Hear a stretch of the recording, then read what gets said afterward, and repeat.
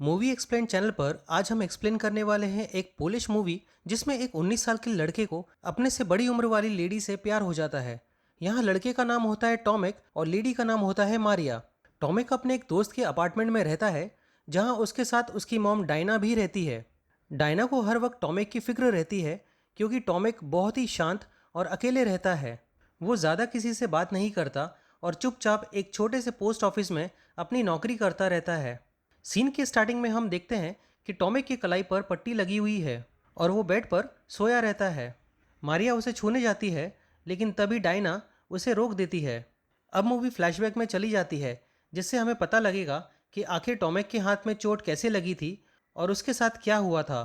तो अब हम देखते हैं कि टॉमिक शहर के एक रिकॉर्डिंग रूम से एक टेलीस्कोप चोरी कर लेता है और अपने घर ले आता है। मारिया टॉमिक के सामने वाले अपार्टमेंट में रहती है जहां उन दोनों की खिड़की आमने सामने रहती है। उस दूरबीन से वो अपनी खिड़की से मारिया को देखता रहता है और उसे ये करना बहुत अच्छा लगता है। मारिया इस बात से अनजान रहती है कि कोई उसे हर वक्त देख रहा है। एक दिन मारिया पोस्ट ऑफिस में अपना मनी ऑर्डर लेने आती है और तभी टॉमिक उसे देखता है और उसके दिल में घंटी बजने लगती है।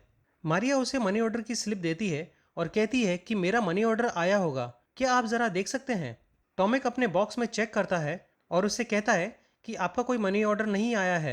मारिया उसे फिर से चेक करने बोलती है और टॉमिक चेक करके फिर से वही कहता है कि कोई मनी ऑर्डर नहीं आया है। मारिया गुस्सा होकर वहाँ से चली जाती है। ऐसा कई बार होता है। मारिया पोस्ट ऑफिस आती है और परेशान होकर खाली हाथ लौट जाती है। बाद में हमें पता लगता है कि टॉमिक नकली स्लिप बनाकर मारिया के घर के लेटर बॉक्स में डालता रहता है। वो ये इसलिए करता है ताकि वो मारिया को बार बार देख सके। टॉमिक पूरी तरह से मारिया का दीवाना हो जाता है। वो रोज शाम को 8:30 बजे का अपनी घड़ी में अलार्म लगा के रखता है क्योंकि उस वक्त मारिया अपने घर लौटती है और टॉमिक उसे कपड़े बदलते हुए देखता है। इसी वजह से वो अपने रूम से बिल्कुल बाहर नहीं निकलता और खाना पीना रूम के अंदर ही करता है।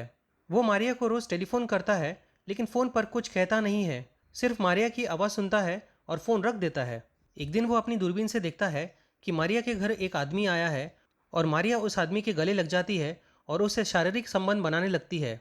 ये देखकर टॉमिक को अच्छा नहीं लगता और वो अपनी दूरबीन हटा लेता है। अगली सुबह मारिया टॉमिक को एक ग्रोसरी स्टोर में दिखती है जहां वो मैनेजर से शिकायत करती है कि रोज स्टोर में दूध जल्दी खत्म क्यों हो जाता है, उसे दूध चाहिए लेकिन दूध नहीं मिला। ये सुनकर टॉमिक के दिमाग में एक आइडिया आता है। वो स्टोर मैनेजर से कहता है कि वो दूध वाली की नौकरी करना चाहता है। स्टोर मैनेजर उससे कुछ सवाल पूछती है और उसे दूध वाली की नौकरी दे देती है। अगली सुबह टॉमिक जल्दी उठता है और दूध बांटने निकल जाता है। वो मारिया के घर जाता है और उसे एक दूध की बोतल देता है। वो मारिया को नाइटी में देखता ही रहता है। मारिया उसे खाली बोतल देती है और दरवाज़ा बंद कर लेती है। रात में अचानक टॉमिक को घर के नीचे एक गाड़ी की आवाज़ आती है। वो देखता है कि मारिया और उसके आदमी के बीच में कुछ अनबन हुई है जिसकी वजह से मारिया अपने घर दुखी होकर लौटती है। परेशानी में टेबल पर रखा दूध भी गिर जाता है।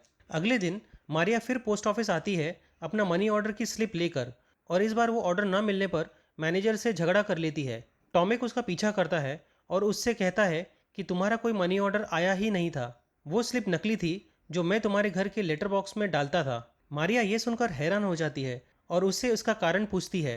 टॉमिक कहता है कि मैं बस तुम्हें देखना चाहता था और मैं ये भी जानता हूँ कि कल रात तुम अपने कमरे में रो रही थी। मारिया हैरानी से पूछती है कि ये सब तुम्हें कैसे पता है।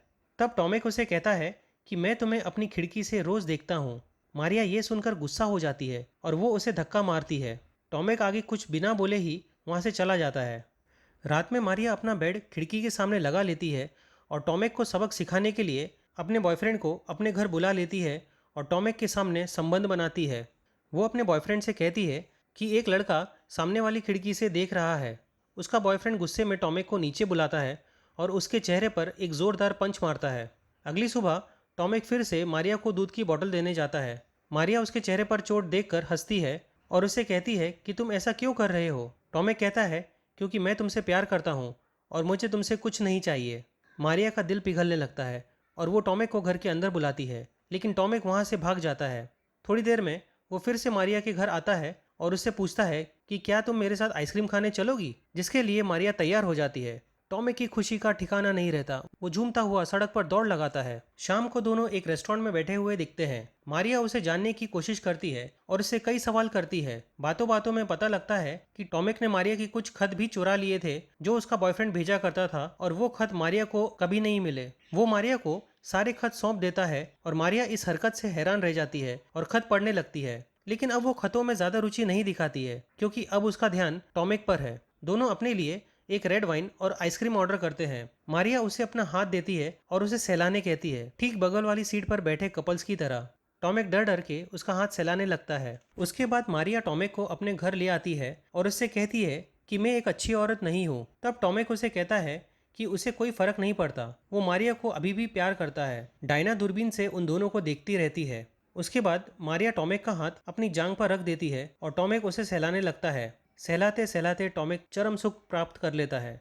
मारिया उसे समझाती है कि प्यार व्यार कुछ नहीं होता है, होता तो सिर्फ चरम सुख है, और उसे बाथरूम में जाकर अपने आप को साफ करने के लिए कहती है। यह बात सुनकर टॉमिक उसे धक्का मारकर घर से भाग जाता है। मारिया को समझ आ जाता है कि टॉमिक को उसकी बात बुरी लगी और उसे इस बात का पछतावा होने लगता है। वो अपनी छोटी सी दूरबीन निकालती है और टॉमिक को देखने की कोशिश करती है।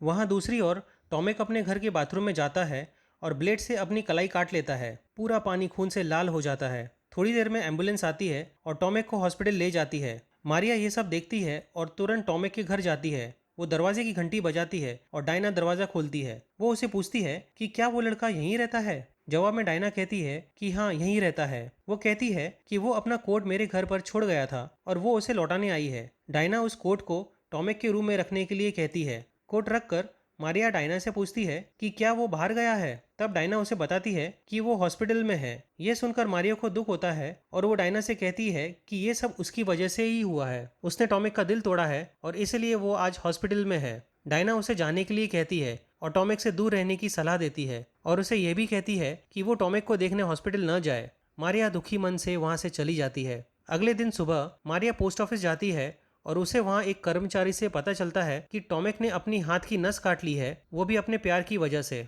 ये सुनकर मारिया को झटका लगता है। अगले दिन टॉमिक हॉस्पिटल से घर वापस आता है। डायना सुबह सुबह मारिया के घर के बाहर दूध की बोतल रखने जाती है। तब मारिया डायना से पूछती है कि क्या टॉमिक वापस आ गया है। डायना उसे झूठ बोलती है कि वो अभी तक नहीं आया है। मारिया दिन भर खिड़की के पास बैठकर टॉमिक का इंतजार करती है।